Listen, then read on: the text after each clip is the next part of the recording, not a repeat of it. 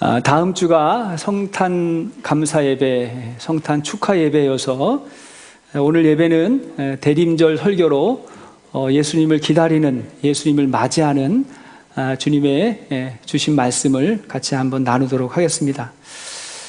올해는 정말 하루하루를 또 한 주 한 주를 아슬아슬하게 그렇게 보낸 것 같은데 벌써 성탄절이 다가왔습니다.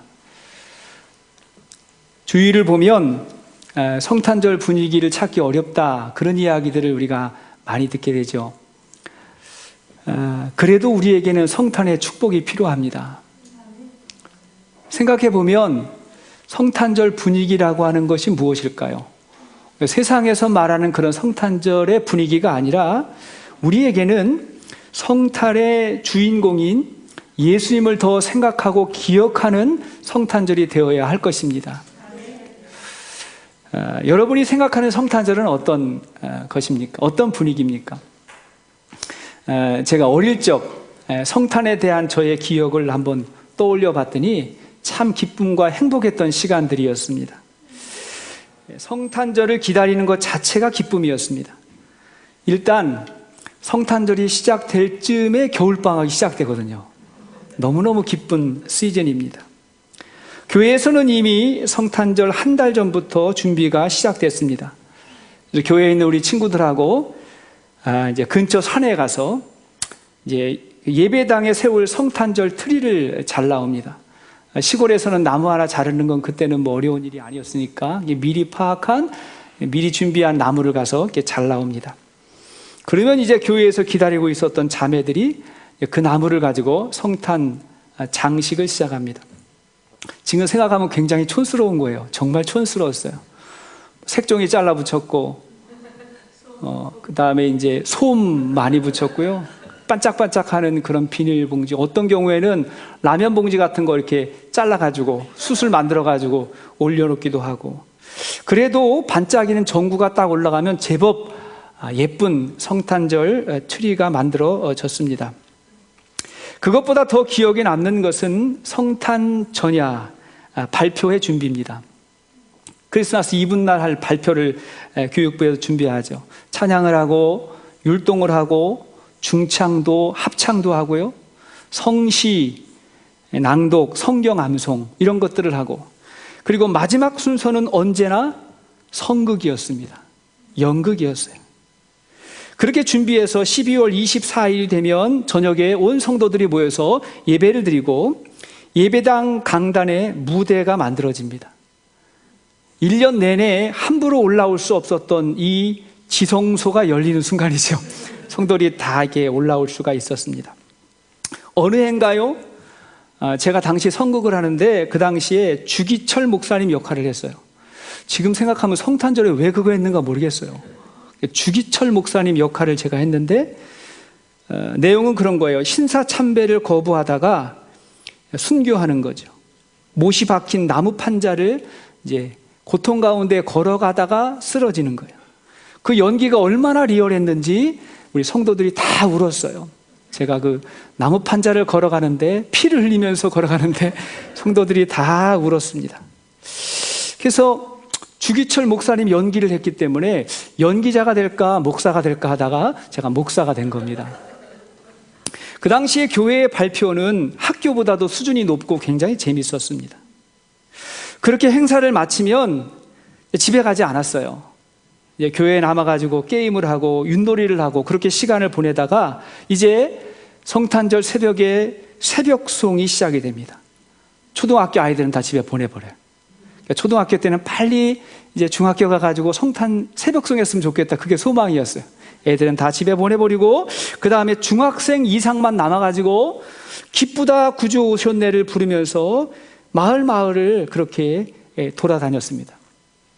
그럼 교인들이 기다렸다가 문을 딱 열고 같이 그 대문에 서서 성탄절의 노래를 부르고 준비한 선물을 가지고 나와서 그 선물을 주면, 그러면 그 선물을 자루에 담아가지고 누군가가 또 선물을 짊어지고 그 다음 집으로 가는 것이죠. 그렇게 지나가다가 관공서가 나오면, 경찰서, 면사무소, 우체국 이런 관공서가 나오면 그곳에도 축복의 찬양을 불렀습니다. 그렇게 하다가 아침이 되면 교회에 도착을 해요. 밥을 먹고 밤새 받은 선물을 나누는 거예요. 아침에 어린이들이 일찍 오니까 그들에게 나눠줄 선물 포장을 합니다. 그러고 나서 성탄절 오전 예배가 시작이 되면 예배 시간은 다 졸았습니다. 공공연한 사실이에요. 너무 밤새였기 때문에 다 졸았어요. 그래도 예배가 끝나면 이내 아쉬워하면서 집으로 돌아가곤 했습니다. 이것이 성탄절에 대한 저의 추억이에요. 여러분들은 어떻습니까? 요즘 사람들은 어떻을까 모르겠어요. 요즘은 성탄절의 주인공이 산타크로스로 알고 있는 어린이들이 되게 많잖아요. 근데 그것도 참 아쉬운 게 뭐냐면 올해는 산타 할아버지도 12월 25일이 아니라 1월 9일 날 오신다 그래요. 왜냐하면 2주 동안 격리해야 되니까. 자택 격리해야 되기 때문에 그렇고, 그것도 이제 음성 판정이 나와야지 양성이 나오면 더 늦어지는 거예요. 그러니까 산타가 없는 크리스마스를 올해 보내게 됐습니다. 자, 우리 모두는 서로 다른 성탄절의 배경을 가지고 그렇게 있을 것입니다. 근데 분명한 건 뭐냐면 예수님은 온 세상의 기쁨으로 오셨다는 거죠. 예수님은 기쁨으로 오셨어요. 누가복음의 성탄 소식을 보면 온 백성에게 미칠 큰 기쁨의 좋은 소식을 너희에게 전한다 그랬어요. 예수님의 오심이 어떤 소식이라고요? 기쁨의 좋은 소식이라고 했습니다. 그래서 오늘은 성탄의 배경이 되는 구약 성경의 말씀을 함께 보려고 합니다. 우리가 이스라엘의 역사인 구약 성경을 보는 이유가 무엇이겠습니까? 이 구약이 오실 메시아의 그림자이기 때문에, 예수님을 소개하는, 예표하는 말씀이기 때문에 그렇습니다. 오늘 본문에는 믿음의 조상이라 여겨지는 아브라함이 그의 아들 이삭을 낳는, 이삭이 태어나는 장면이죠. 이 이삭을 통해서, 이삭의 삶을 통해서 오실 예수님이 어떻게 예표되고 있는지를 생각해 보려고 합니다. 자, 이삭의 일생을 보면요, 성경에는 그의 이름, 그의 스토리가 그렇게 많이 나오지는 않습니다. 이삭은 그의 아버지인 아브라함의 그늘에 가렸고 그의 아들 야곱의 스토리에 묻혔습니다. 창세기의 족장을 보면 아브라함, 이삭, 야곱, 요셉의 이야기가 나오는데 그 중에 분량이 가장 적어요. 이삭의 이야기가 가장 작습니다. 그럼에도 불구하고 성경학자들은 이 이삭이 예수님을 상징하는 가장 확실한 인물이라고 그렇게 이야기합니다. 자, 이삭의 삶을 이해할 때 예수님을 생각하면 확실하게 이해가 된다는 것입니다. 자, 그러면 이삭을 통해서 바라보는 우리 예수님은 어떠한 모습일까요? 자, 첫째로 예수님은 하나님의 말씀대로 오신 분입니다. 하나님의 말씀대로 오셨어요. 요한복음을 보면 예수님은 말씀이 육신이 되신 분이다 이렇게 소개를 하죠. 예수님은 하나님의 말씀대로 오신 분이십니다. 그래서 오늘 본문 1절을 보아도 자, 이삭의 태어남을 이렇게 이야기하죠. 1절 보니까 시작. 여호와께서 말씀하신 대로 사라를 돌보셨고 여호와께서 말씀하신 대로 사라에게 행하셨으므로. 여기 보니까 여호와께서 말씀하신 대로란 말이 2번이나 반복이 되죠. 자, 이 말은 뭐예요? 이삭도 하나님의 말씀으로, 약속의 성취로 이삭이 태어났다는 것입니다. 언제 약속하셨죠? 아브라함이 70이 넘은 나이에 하나님의 부름을 받았을 때 그에게는 아들이 없었습니다. 그런데 하나님은 아브라함에게 아들과 후손의 복을 약속하셨습니다. 이때 그의 아내 사라가 웃었어요. 자, 창세기 18장 12절 말씀을 보니까 시작. 사라가 속으로 웃고 이르되 내가 노쇠하였고 내 주인도 늙었으니 내게 무슨 즐거움이 있으리요. 사라가 어떻게 했다고요? 웃었다. 사실 이 웃었다는 말이 이삭이라는 말이에요. 이삭의 뜻이 웃음, 그런 말이거든요. 웃었다. 근데 사실은 사라의 웃음은 비웃음이었죠. 여기서는 비웃은 거예요. 말도 안 된다고 웃은 거예요. 아브라함은 늙었고 자신은 이미 아이를 낳을 수 있는 능력이 사라졌는데 어떻게 그럴 수가 있는가, 그런 거예요. 자, 아브라함에게 자손을 주신다는 것은 이것은 자연 법칙이 아니라 하나님의 특별한 개입이 없이는 불가능한 것입니다. 왜 이렇게 불가능한 상황 가운데 아브라함에게 후손을 주셨을까요? 자, 그것은 오실 메시아도 그렇게 불가능한 상황 가운데 오시기 때문에 그런 것입니다. 결혼하지 않은 마리아에게 가브리엘 천사가 믿을 수 없는 말을 하죠. 누가복음 1장 31절 말씀 보니까 시작. 보라, 내가 잉태하여 아들을 낳으리니 그 이름을 예수라 하라. 결혼도 하지 않았는데 아들을 낳는다는 거예요. 아마 마리아도 굉장히 놀라고 두려웠지만 한편으로는 웃지 않았을까요? 그게 가능한 겁니까? 이렇게 반응했을 거예요. 나는 결혼하지 않았는데 남자를 알지 못하는데 어떻게 잉태할 수 있냐는 거예요. 놀라기는 마리아와 약혼한 요셉도 마찬가지였습니다. 요셉은 마리아가 임신했다는 소식을 듣고 놀랐어요. 그러나 그는 의로운 사람인지라 가만히 끊고자 했다. 가만히 끊고자 했다. 이때 다시 천사가 나타나서 이렇게 이야기하죠. 그에게 잉태된 자는 성령으로 된 것이다. 성령이라는 말이 뭐예요? 말씀으로 된 것이다. 말씀으로 잉태됐다는 거예요. 2절 말씀을 보니까 오늘 본문 2절 시작. 임신하고 하나님이 말씀하신 시기가 되어 노년의 아브라함에게 아들을 낳으니. 자, 여기 보니까 하나님이 말씀하신 시기가 되어 이삭이 태어났다고 말합니다. 하나님의 때가 된 거예요. 그 시기가 됐어요. 이때가 아브라함이 100세가 되는 때이고 아들을 주신다고 약속한 후 25년이 지난 후입니다. 그 오랜 시간 동안 하나님은 때를 기다리셨어요. 하나님이 준비하신 거예요. 자, 우리 예수님의 오심도 요셉과 마리아에게만 알려주신 것이 아닙니다. 구약에 수많은 선지자들의 예언이 있었어요. 예수님은 다윗의 혈통에서 나올 것이다. 메시아는 유대 베들레헴에서 태어날 것이다. 메시아는 동정녀에게서 태어날 것이다. 그리고 나사렛에서 생활하실 거다. 다 예언해 주셨어요. 중요한 건 뭐냐면 예수님이 십자가에서 죽으시고 부활하실 것까지 이미 예수님이 태어나기 전에 다 말씀으로 예언해 주셨습니다. 자, 그렇다면 이제 남은 것은 뭘까요? 남은 건 뭐냐면 말씀대로 오신 예수님이 이제 그분의 말씀대로 다시 오실 것입니다. 아멘이시죠? 다시 오실 거예요.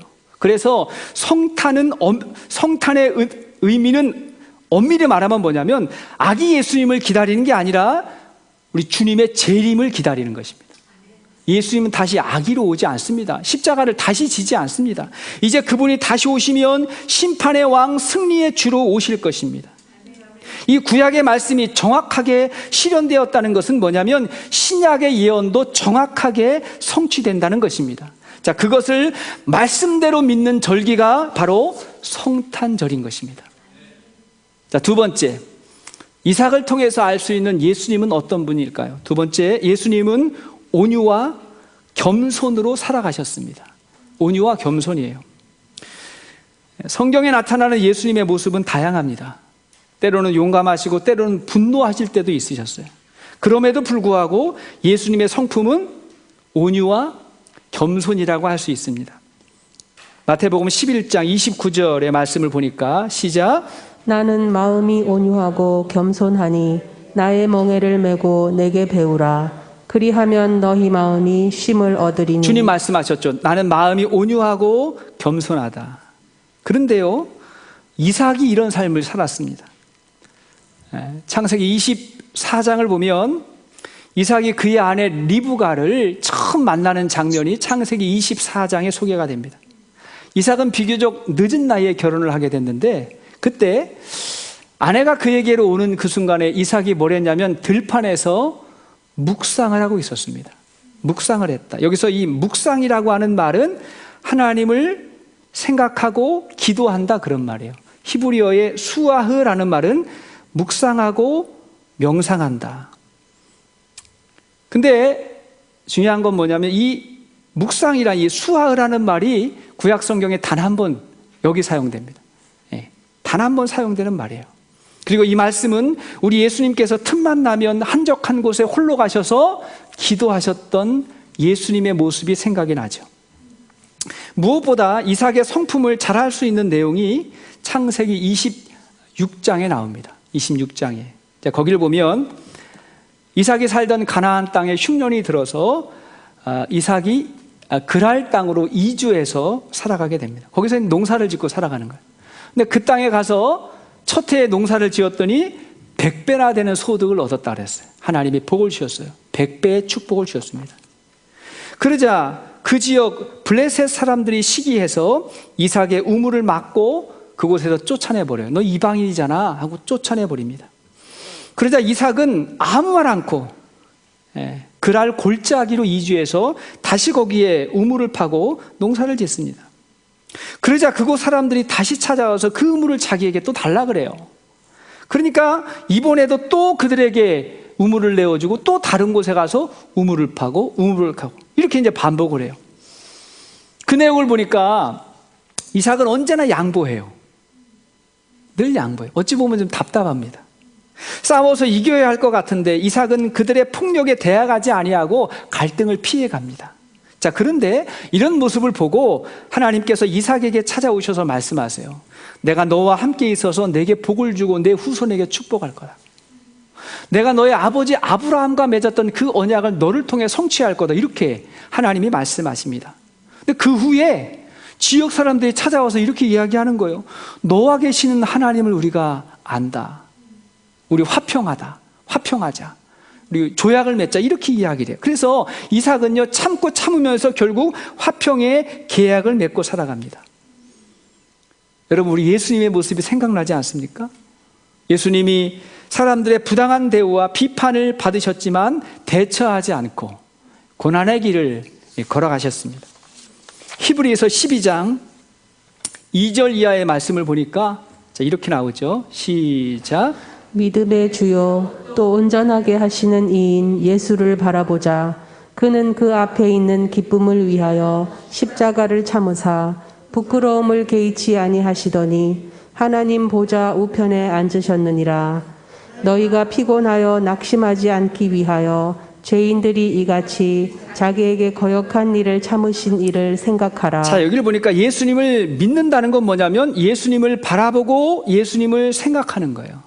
그러면 예수님을 닮게 되는 거죠. 그것이 우리의 믿음입니다. 우리가 세상을 살아가다 보면 소위 자성찰이라는 것을 강조하게 되죠. 자기를 성찰해라. 자기를 돌아봐라. 서점에 가면 자기 개발서라는 책들이 되게 많습니다. 자기를 개발하라. 끊임없이 자기를 돌아보라는 거예요. 물론 굉장히 중요합니다. 저도 그런 책들 많이 읽고 많이 좋아해요. 그러나 좀 깊이 생각해 보면 자기 스스로를 성찰하고 스스로 변화된다는 것은 결코 쉽지 않습니다. 그렇게 될 수 있다고 믿는 게 인본주의예요. 인본주의가 좋은 것도 있지만 한계가 있어요. 왜? 자기가 자기 스스로를 변화시킨다는 게 그렇게 쉽지 않기 때문에 그렇습니다. 자, 그래서 믿음의 사람은 예수님을 바라봄으로 변화를 꿈꾸는 겁니다. 그게 우리의 믿음이에요. 이 변화는 단순한 변화가 아니라 예수님 안에서의 거듭남을 말하는 것입니다. 예수 믿고 거듭나는 거예요. 완전히 달라지는 거예요. 우리가 세상을 알아야 되지만 이 세상을 창조하신 하나님을 아는 게 훨씬 더 중요합니다. 우리가 우리 주위 환경을 알아야 되지만 그 환경 너머에 있는 하나님을 만나는 것이 훨씬 더 중요합니다. 그래서 그 하나님을 통해서 원래의 나의 모습을 회복해 가는 것을 우리는 거듭남이다. 그렇게 말하는 것입니다. 진정한 자아 성찰은 그때 이루어지게 되는 거예요. 청교도 작가였던 나다니엘 호소의 큰 바위 얼굴이라는 동화, 우리 잘 알고 있죠. 너무나 복음적인 책입니다.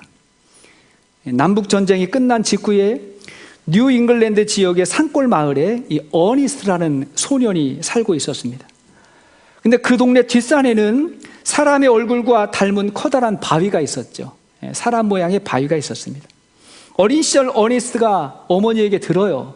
우리 마을에는 사람들에게 소망이 있는데 뭐냐면 언젠가는 우리 마을 출신 사람 가운데 저 바위의 얼굴과 같은 바위의 얼굴을 닮은 위대한 사람이 나타나게 될 거야.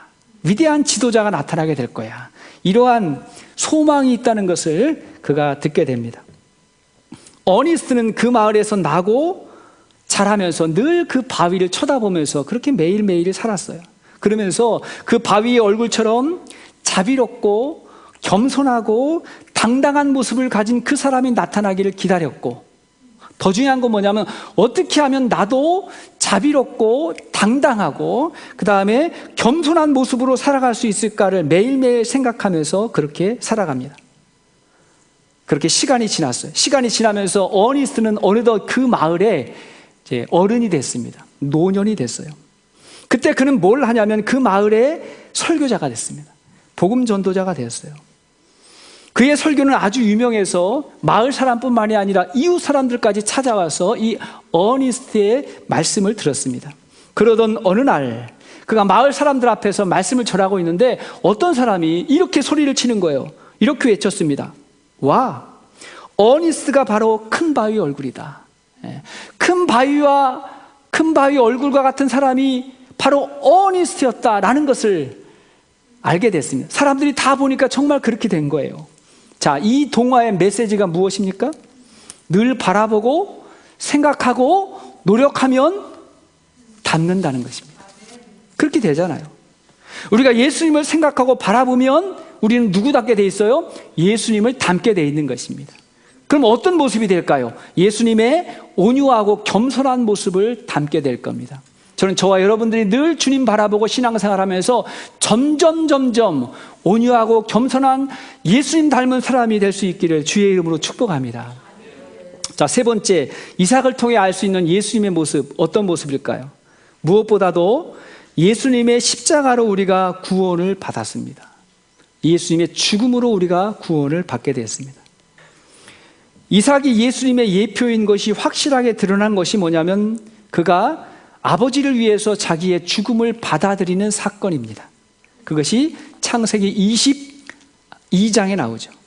창세기 22장을 보면 아브라함이 그의 아들 이삭을 하나님께 제물로 드리는 그 유명한 사건이 나오게 됩니다.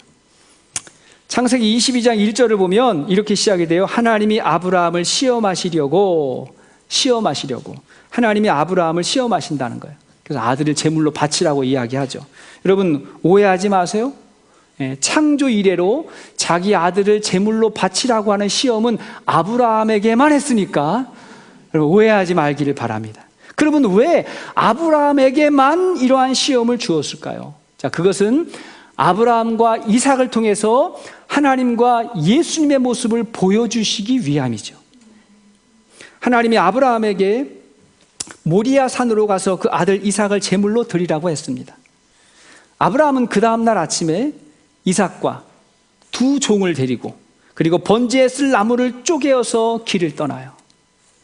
스펄전 목사님은 이 상황을 말하면서 아브라함이 쪼갠 것은 나무가 아니라 자기의 심장을 쪼갰다 이렇게 말했습니다. 정말 그렇잖아요. 이삭이 어떤 아들입니까? 100세의 난 약속의 자녀 아니에요? 그죠? 이게 나무를 쪼개는 그의 마음이 얼마나 아팠겠습니까? 자, 그것은 그 아브라함의 아픔을 통해서 우리 예수님을 십자가에 달게 하신 하나님의 아픔이 어떤 것인지를 알게 되는 것입니다. 그리고 3일 길을 걸어서 모리아산에 도착해서 두 종을 머물게 하고 이제 이삭만을 데리고 산을 올라가요. 이때 번제에 쓰일 나무를 지고 가는데, 자, 그 나무를 누가 지고 가죠? 이삭이 지고 가요. 이것은 자기가 죽을 십자가를 스스로 지고 가신 예수님의 모습을 보게 됩니다. 그리고 아브라함은 이제 칼하고 불을 손에 들고 산에 올라가요. 아버지가 아들을 심판하는 것입니다.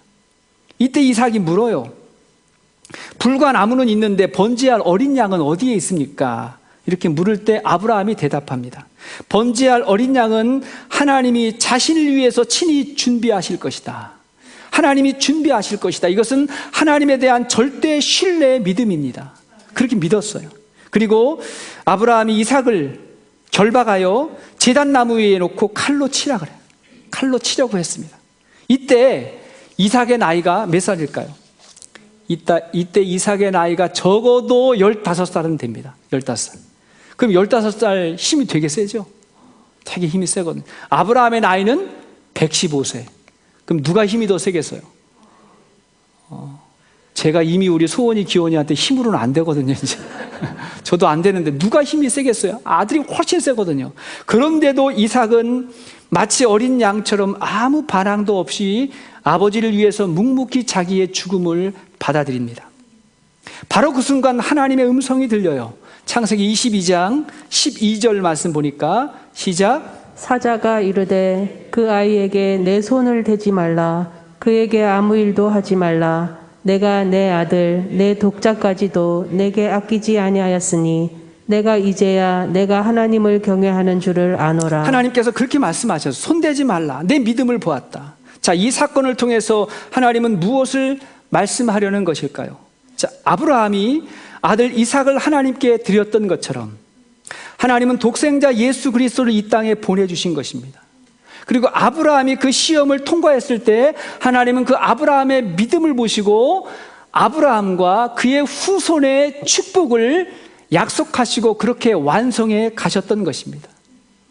히브리서의 말씀을 보면요, 아브라함의 믿음은 심지어 부활신앙까지 가지고 있었다고 말해요. 무슨 말이냐면 아브라함은 자기가 이삭을 드릴 때 하나님께서 그 이삭도 살려주실 거라고 믿었다는 거예요. 그 불가능한 상황 가운데 생명을 주셨는데 살려주시지 않겠냐, 그런 믿음으로 이삭을 하나님께 드릴 수 있었다는 것입니다. 또한 여기서 이삭의 역할은 무엇이죠? 이삭의 역할은, 이삭은 그의 아버지를 위해서 죽음을 받아들인 거예요. 이삭이 자기의 죽음을 받아들였을 때 아브라함과 그의 후손들이 복을 받았어요. 이것은 예수님이 고난의 십자가를 받아들였을 때 모든 사람을 구원하게 된 것을 보여주신 것입니다. 아브라함의 믿음이 이렇게 인정을 받은 후에 하나님은 진짜 제물로 쓰일 어린 양을 준비해 놓으셨어요. 하나님이 준비하셨어요. 여기서 여호와 이레의 메시지가 나오게 됩니다. 여호와 이레. 자, 창세기 22장 14절의 말씀을 보시겠습니다. 자, 시작. 아브라함이 그 땅 이름을 여호와 이레라 하였으므로 오늘날까지 사람들이 이르기를 여호와의 산에서 준비되리라 하더라. 예, 아브라함이 그 땅은 어디라고요? 지금 이삭을 제물로 드리는 그 땅을 뭐라 그랬어요? 여호와 이레라고 불렀는데 사람들이 그곳을 뭐라고 했다고요? 여호와의 산에서 준비되리라. 여호와 이레라는 말은 뭐예요? 하나님께서 준비할 거다. 그러니까 여호와의 산에서 준비되리라고 불렀다는 거예요. 자, 근데 지금 상황을 보세요. 지금 양이 있어요, 없어요? 지금 양이 있잖아요. 그죠? 재물이 있잖아요. 그러면 하나님이 준비하셨다, 하나님이 준비하셨다 이렇게 불러야 될 건데 재물이 있음에도 불구하고 하나님께서 이 산에서 준비할 거다 그렇게 불렀다는 거예요.